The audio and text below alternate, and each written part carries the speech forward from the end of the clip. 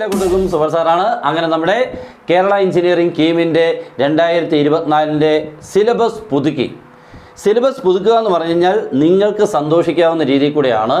നിങ്ങൾ ഇനി പഠിച്ചത് മാത്രമേ വരുള്ളൂ. നിങ്ങൾ പഠിച്ചതെന്ന് പറഞ്ഞാൽ +2 പഠിച്ച സിലബസ് മാത്രമേ ഉള്ളൂ.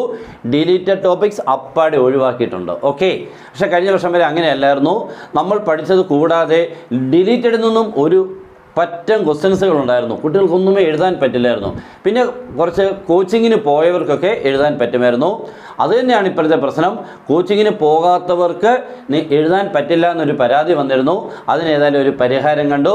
അപ്പോൾ പുതിയ സിലബസ് നമ്മുടെ വെബ്സൈറ്റിലുണ്ട്, www.cee.kerala.gov.in. ഓക്കെ, അപ്പോൾ അതെല്ലാവരും നിങ്ങൾ കയറി കാണുക. പിന്നെ നമ്മുടെ ക്ലാസ് ഉണ്ട്, നിങ്ങൾക്ക് ജോയിൻ ചെയ്യാം. മാക്സിമം നിങ്ങൾക്ക് ഇനിയിപ്പം വളരെ എളുപ്പമാണല്ലോ, നല്ല രീതിയിൽ കൂടെ പഠിച്ച് നല്ല രീതിയിൽ കൂടെ എക്സാം എഴുതാൻ പറ്റുന്ന രീതിയിൽ കൂടെ ക്ലാസ് കിട്ടും. ജോയിൻ ചെയ്യാം. അപ്പോൾ അടിപൊളിയായിട്ട് എല്ലാവരും പഠിക്കുക. Best wishes. Good bye. നമസ്കാരം എല്ലാ കുട്ടികളും. മറ്റൊരു ഇൻഫോർമേറ്റീവ് വീഡിയോയിലേക്ക് എല്ലാവർക്കും സ്വാഗതം. നമ്മുടെ NDA 2 സെപ്റ്റംബർ 1 അതിനെക്കുറിച്ചുള്ള കുറച്ച് ഡീറ്റെയിൽസ്, കുറച്ചെന്ന് പറഞ്ഞു കഴിഞ്ഞാൽ ഏറ്റവും ഫസ്റ്റ് പ്രിലിമിനറി ആയിട്ടുള്ള ഡീറ്റെയിൽസ് ആണ് പറയാൻ പോകുന്നത്.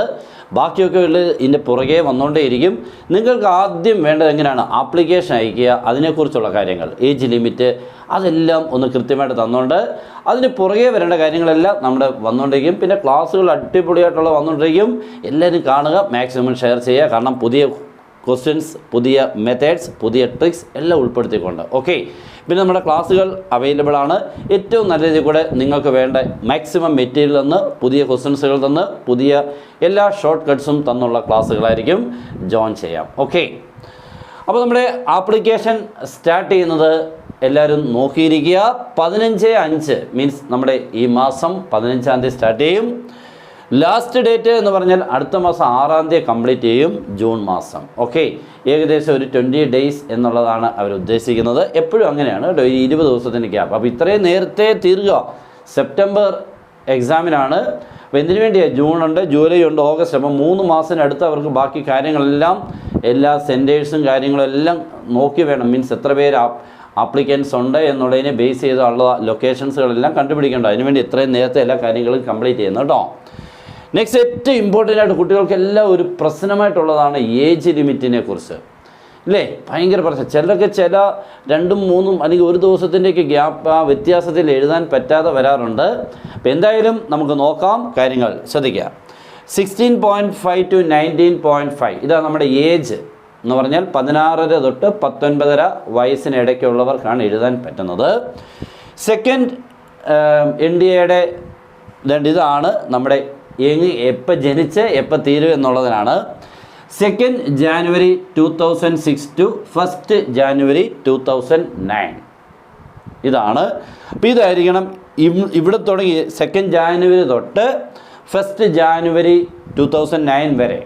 അതിനിടയ്ക്കുള്ളവർക്കെല്ലാം അപ്ലൈ ചെയ്യാം. ഓക്കെ, ചിലർ വല്ലതും ചിലപ്പോൾ ഇങ്ങനെ മാറ്റം, ചെറിയ വ്യത്യാസം, അതെല്ലാ കാര്യങ്ങളും ഉണ്ടാവുമല്ലോ, അത്രയും മാത്രം.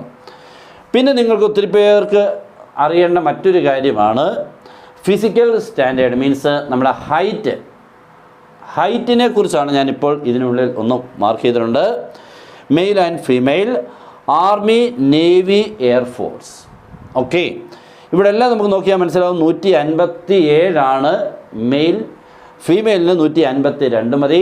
ഇവിടെ വന്നപ്പോൾ ഒരു 157.5. അത് എയർഫോഴ്സിന് ഇത്തിരി ഹൈറ്റൊക്കെ കൂടുതലുള്ളതായിരിക്കും എടുക്കുന്നത്. ഇത് ഗ്രൗണ്ട് ഡ്യൂട്ടിക്കുള്ളവർക്ക് വേണ്ടിയുള്ളതാണ് കേട്ടോ. ഫ്ലൈയിങ് വേർക്കേണ്ടതല്ല, ഫ്ലൈയിങ്ങിന് വേറെയാണ്. അത് പിന്നീടുള്ള അടുത്ത ഡേറ്റയിൽ വരും. ഫ്ലൈയിങ്ങിൻ്റെ ഡേറ്റ ഇതല്ല എയർഫോഴ്സിൻ്റെ കേട്ടോ. കാരണം അത് നമുക്ക് ഫ്ലൈറ്റ് കയറി ഇരുന്ന് പോകേണ്ട. അപ്പോൾ ഇങ്ങനെ എത്തിക്കുത്തി നോക്കാൻ പറ്റത്തില്ല.